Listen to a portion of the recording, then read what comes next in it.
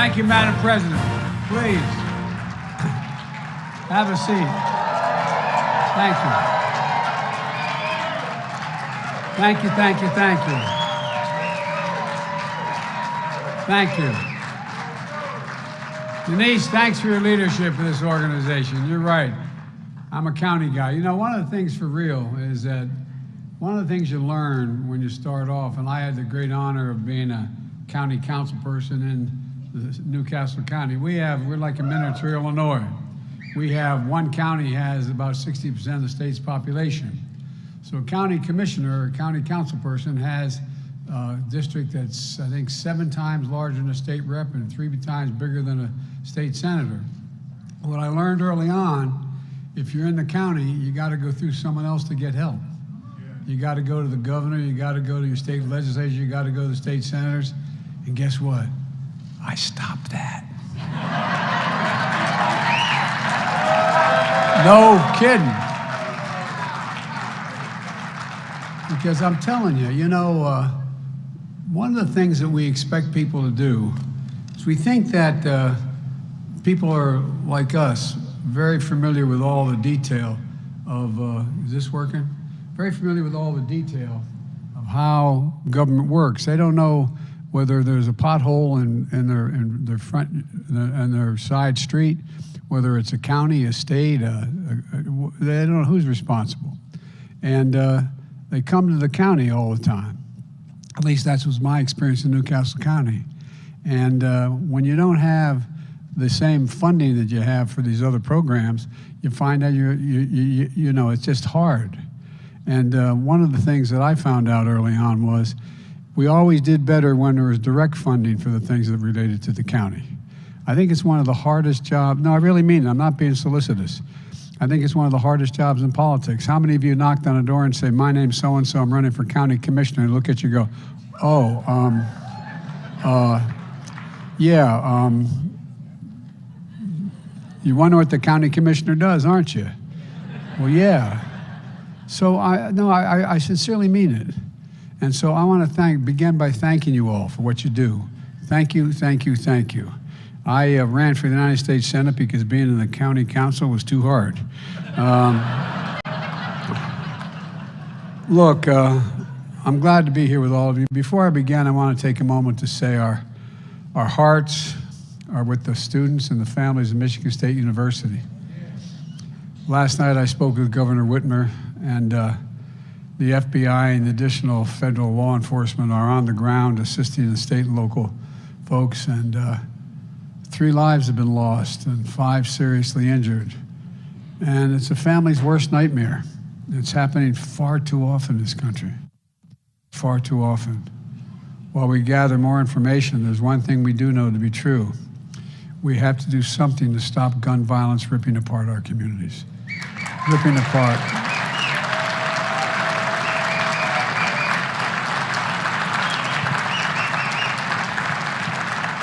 And today marks 5 years to the day that 14 students and 3 educators lost their lives in Parkland, Florida. I met every one of those families, spent time with them all. And a lot of you here have to confront violence in your communities every single day.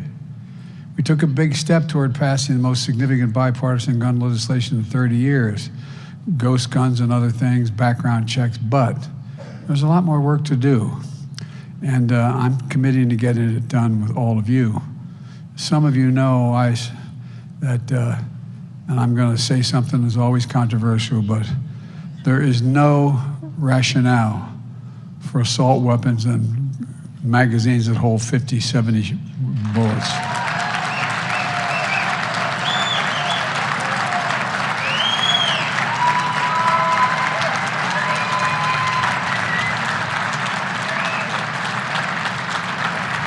We got it done once.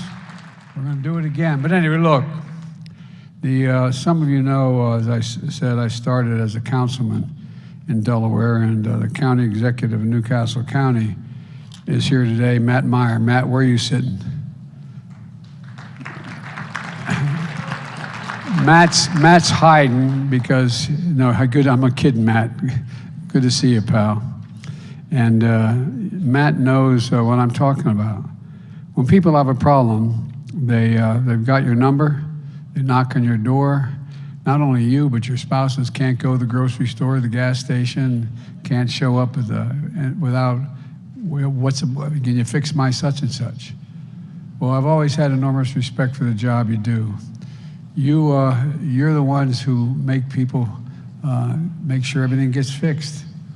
The libraries stay open late so kids can do their homework. The sewer system is backing up into the creek and their basements, so you make sure that your public health department runs smoothly, that your communities are meeting the needs of growing and changing populations, that your residents have access to affordable housing, that you're investing in public safety.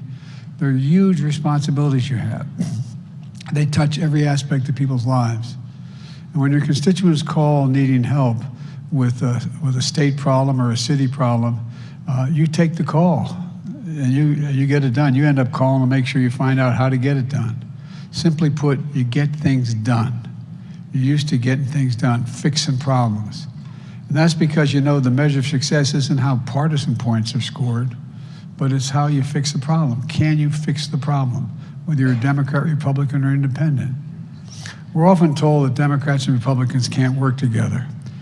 And there's always been competition, but in the last 10, 12 years, it's been particularly tough. But as I told my friends in Congress in my State of the Union address last week, I believe people sent us a clear message in this off-year election. Fighting for the sake of fighting gets us nowhere. We're here to get things done. That's why we got elected. That's always been my vision, and I really mean it's always been my vision, and I know it's yours as well. Over the past 2 years, we've been delivering on that vision. When I came to office, the pandemic was raging and our economy was reeling. But together we acted. Less than 2 months after we took office, the American Rescue Plan led to the fastest economic recovery of any major economy in the world.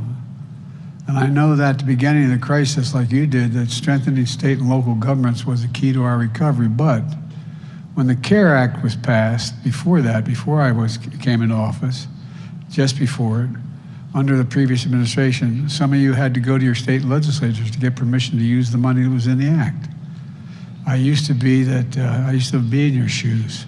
Only 120 counties in the United States of America got help in that CARES Act. There was a lot of money, but only 120 counties.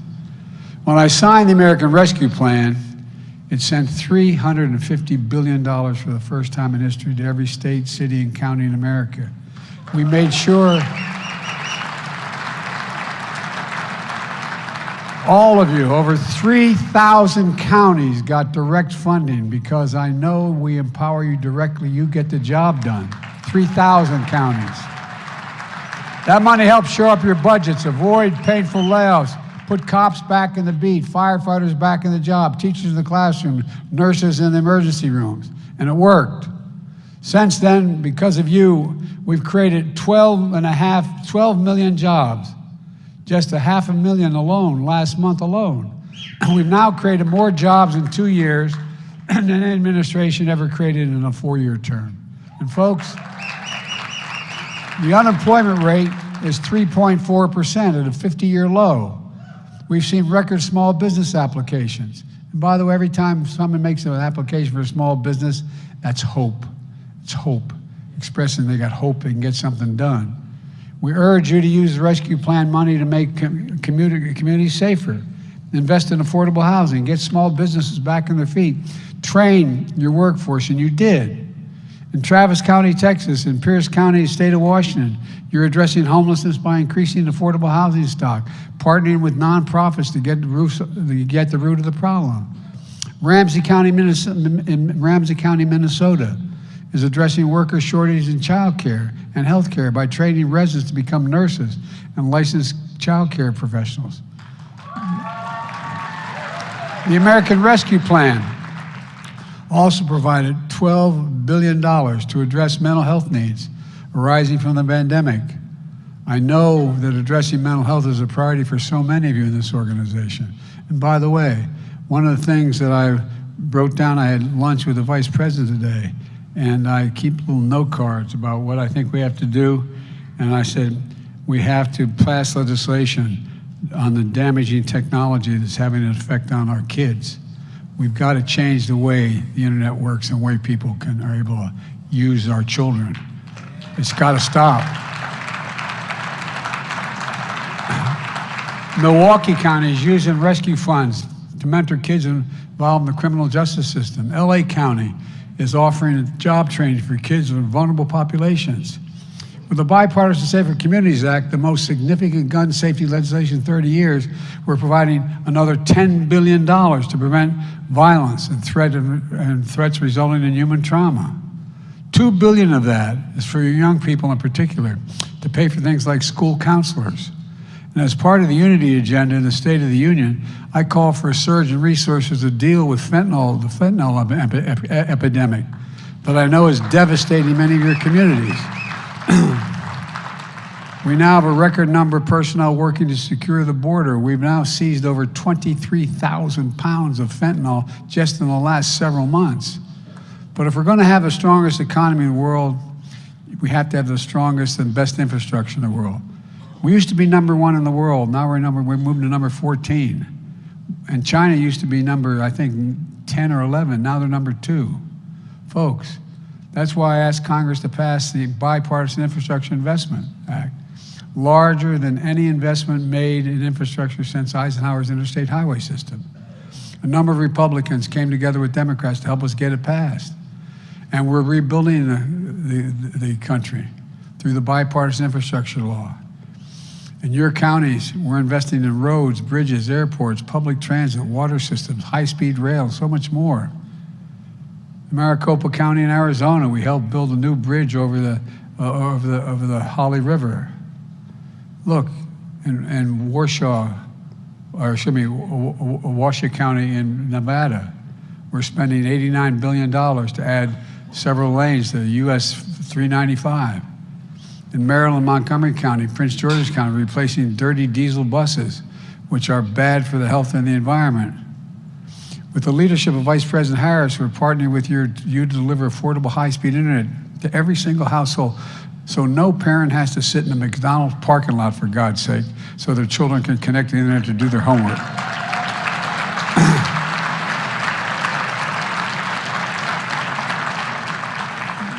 We've already added 16 million more households to the affordable internet. We're just getting started. We're also making the biggest investment ever in climate through the Inflation Reduction Act, creating millions of good-paying jobs, investing in fence-line communities that have suffered the most as a consequence of being smothered by pollution. Think of Cancer Alley in Louisiana, or as the Delaware delegation can tell you, Route 9 in Delaware. They're going to be the first ones to benefit. We passed the CHIPS and Science Act, which has led to a commitment of over $300 billion in private investment in manufacturing. We're opening factories in your states to build semiconductor chips and electric vehicles and advanced batteries that's going to power those vehicles. In my first 2 years in office, we've created 800,000 manufacturing jobs. Where in the hell is it written to say we can't lead the world in manufacturing again? Where does it say that? For decades, we imported projects and exported jobs because cheaper jobs overseas. A lot of companies left. How many of you come from areas where you used to have a factory of 400 or 500 people and everything got lost? They just hooked up and took off overseas. What happens? It leaves the community devastated. They lose hope. How many of you have heard someone say to you, well, my daughter came up to me and said, I can't live here anymore, Mom. There's no jobs. I got to move. Now America is exporting products and creating jobs at home. Today's report on inflation shows the good news is that inflation in America is continuing to come down. It's fallen 7 straight months. There's more to go. Food prices at the grocery store are coming down. Gas prices are down $1.60 since their peak. Real wages for working Americans are up over the last several months, delivering welcome breathing room. Well, my dad would say, all I'm looking for, Joey, is just a little breathing room at the end of the month. Just a little breathing room. Have a little bit left over after I paid all my bills. We're seeing this progress even as unemployment remains at a 50-year low. We're going to have bumps in the road still. There's still more work to do as we make this transition more steady, more stable growth. And there could be setbacks along the way. That's why my unwavering focus is on continuing to lower costs for families, rebuild our supply chains, invest in America. Today's data reinforces what we have made historic progress and we're on the right track. And now we need to finish the job. We're building the economy from the bottom up and the middle out. So every county across America, not just as works on cost and the coast-to-coast areas, but in the heartland. My plan I refer to as a blue-collar blueprint to rebuild America. We're creating good jobs you can raise a family on, and most don't require a college degree. Jobs that people don't have to leave home in search of opportunity. Let me just give you a few examples. Intel is going to invest $20 billion on 1,000 acres outside of Columbus, Ohio, that I refer to as a field of dreams. They're going to build 2 fabs, they call them, factories that manufacture semiconductors, which, by the way, the semiconductors were invented in America. You got it? Invented in America. Now we used to have 40% of the world's chips manufacturing. We're down to 10% because we forgot. Not anymore. Intel's going to create 7,000 jobs building in that field of dreams, 3,000 working on the fabs, 4,000 building the facilities. The average salary in one of those factories is going to be roughly $130,000 a year.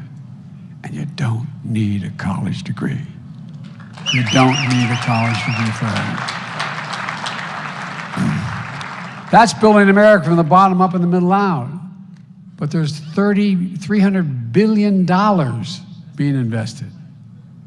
And now we're doing all this and so much more while cutting the deficit more than $1.7 trillion in 2 years, the largest deficit reduction in American history in my first 2 years in office. Largest.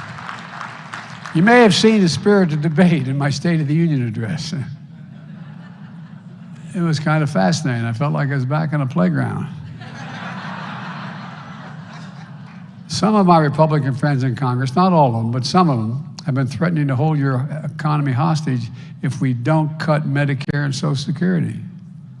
When I called them out on this in the State of the Union, it sounded as though they agreed right then and there to take those cuts off the table. I sure hope so. If that's true, I'll believe it when I see it, but I hope that's true. That's also when we see whether or not we're going to plan to cut Medicaid and other programs critical to people. Most of you have finally reached the point where your revenues are climbing and your budgets are stable, most of you. And so I know that you share my concern that some in Congress are putting that progress at risk by threatening to have America default on its debt, which would be catastrophic for counties and the country. In fact, even coming close to default will raise borrowing costs, make it harder to finance key projects in your communities. Ironically, nearly 25% of the entire national debt, which took 200 years to accumulate. So the national debt is 200 years old, accumulated over that period of time. 25% of that debt was added in the previous 4 years of the last administration. 25% of the 200 years of debt. So I met with the Speaker of the House. He's a decent guy. He's got a tough job. He made it real clear to me what he wants to do. He says he's not going to raise taxes at all on anybody, and he just wants to cut programs. So I suggested instead of making threats about the debt ceiling, which would be catastrophic, let's just lay out our budgets. I'll lay out mine on March the 9th, exactly what I want to spend, who gets taxed, who doesn't get taxed, what programs get cut, what programs get added. And he should do the same. We can sit down and go, I mean it sincerely, go over it, see what they want to cut, see what we want to cut. But here's the thing. If you add up the proposals my Republican friends in Congress have offered so far, just so far now, legislation, they would add another $3 trillion to our debt over the next 10 years. Let me be specific. Here's how they do it. They made it clear in legislation introduced to the investment we've made to crack down on tax cheats, billionaires and millionaires. The CBO says by doing away with those extra agents, we're going to cost the American public another $114 billion in lost revenue. They finally have made Medicare negotiate the drug prices. Well, they want to repeal that. They want to repeal the prescription drug savings and increase subsidies to big pharma. Right now, for the first time in history, and I've been trying to do this for over 30 years, we pay the highest prescription drug cost of any nation in the world. Any nation in the world. No one else is close. So what do? We passed a law that said that in order to be able to, the Medicare, which pays billions of dollars in Medicare bills for everybody, Medicare should be able to negotiate drug price. Say, we will only pay you so much for that drug if you want to sell the drug to the Medicare to give to people. Well, guess what? It passed. Now, if that gets cut, and by the way, it's like, when we talked about this bill being passed, everybody said, yeah, and a promise that we're going to bring down drug prices and insulin. How many of you know somebody who has diabetes and needs insulin? Yeah, a lot of you do, a lot of people. Well, guess what? Those folks who need it, including 200,000 kids, are paying somewhere between $400 and $600 a month. You know what they're paying now as of the 1st of January? $35.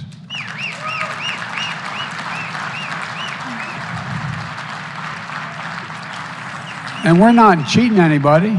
You know how much it costs to make that drug? $10. Package is another $2. It was invented over 100 years ago. The man who invented it didn't even want to put a patent on it because he wanted to make it available to everybody. Well, guess what? It's coming down. Guess what's going to happen? This year, the total amount of cost of the drugs you have to pay for that you need is now $3,800. Next year will be $2,000. You say, what difference does that make, Joe? Who has those kind of bills? Anybody like my family, you know how much cancer drugs cost? $10,000, $12,000, $14,000 a year. Nobody on Medicare will have to pay more than $2,000 a year for all the drugs they consume. Nobody.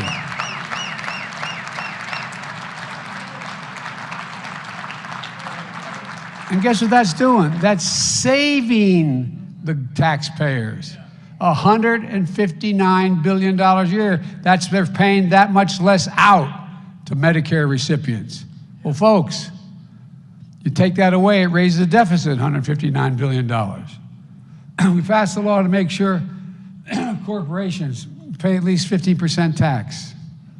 Now, I come from the corporate capital of the world, Delaware. No, not joking. More corporations are incorporated in Delaware than every other state in America combined. The idea, for example, one of the reasons I was able to cut the deficit as I was able to do and have these programs available was simple. We said the 55 corporations of the Fortune 500 who made $40 billion in 2020 had to pay at least a 15% tax. That's less than a nurse pays, a police officer, a street cleaner. Well, guess what? It allowed us to pay for all this, 15%. And like I said, if you're a cop, you're paying 10% more than that. Look, they want to repeal, again, that tax. They want to repeal the corporate minimum tax, which is 15%. If they do that, that'll add $222 billion of the deficit if the repeal will be passed. They want to repeal the 1% surcharge for stock buybacks. Let me explain, I didn't know years ago what a stock buyback was. Well, it's a simple proposition. If in fact one of the big mistakes I made as a US Senator, and it was well intended, like a lot of things, like the nuns used to say to me, the road to hell is paved with good intentions. Well, one of the good intentions, I voted with Bill Clinton, who's still a good friend, to say that no corporate president could make more than $1 million from the profit of from the corporation they ran. Well, that incentivized everybody to get paid by stock buybacks. So I think it's 91% of all corporate execs are paid in stock. Well, what's the one way to increase your salary? Buy back your stock. It raises the price of the stock, raises the value. And the shareholders and you do well, but guess what? You end up not investing in the thing you're engaged in. For example, corporate America, you had the oil companies. You know how much they made in profit this year? $200 billion in the middle of an energy crisis. Because they bought back their stock and they're not investing in refineries, repairing them or maintaining them. Now they're saying, and there's a legitimate argument they make, they say, Biden, you want to go you want to go green, and in 10 years we won't need this. Well, guess what? We're going to need oil for a long time, and gas for a long time. It's not going to all go away. But look at all the refineries that are closed because they're not investing in the nature of the business they're involved in, is one example. And so what did we do? We added a % tax on a stock buyback. If you eliminate that, it's going to cost $74 billion more in the deficit. They want to extend the Trump tax cuts from the previous 4 years, which cost $2.7 trillion in the deficit, extended. And guess who gets it? Y'all don't. The point is this. I believe we can be fiscally responsible without threatening to send our country into chaos. I believe it because we've been doing it. When I introduce a budget a few weeks from now, I guess March 9th, you're going to see we'll cut the deficit by another $2 trillion in the next 10 years. And I'll lay it out in detail. But here's the bottom line. I'm simply not going to let the nation default on its debt for the first time in history. America is a nation that's paid its bill for the last 200 years. And over the past 2 years, we passed historic amounts of significant legislation that actually grow the economy, increase jobs, increased access to health care, reduce the cost of prescription drugs. We're on our way to building the best infrastructure in the world again. But as all of you know, the work doesn't stop here. So let's finish the job. I'm really optimistic for the year ahead as we implement the laws we've already passed. If we didn't pass another single thing, the things that are going to take place by implementing just the laws we passed last year are going to deliver real benefits to people that they're going to feel in their everyday lives. Just like people now understand, since the Inflation Reduction Act was passed, seniors are only going to pay $35 for a prescription of insulin. We're seeing the effects. It's going to change people's lives. This is the work we're going to continue to do together, Democrats and Republicans, and we're proving in every county in America, our best days are ahead of us. They're not behind us. This is the United States of America, for God's sake. There's nothing, I mean this sincerely, there's nothing we can't do. We're the only nation in the world that's come out of every crisis we ever met stronger than we went into it. The only nation that's ever done that. We're the only nation in the world because we have a resilient population. America never gives up, never steps down, never backs away, never stops. I mean it. We have an incredible country, and there's nothing beyond our capacity if we do it together, and we're looking to the counties to be the key to getting it done. God bless you all. Thank you, thank you, thank you. And may God protect our troops.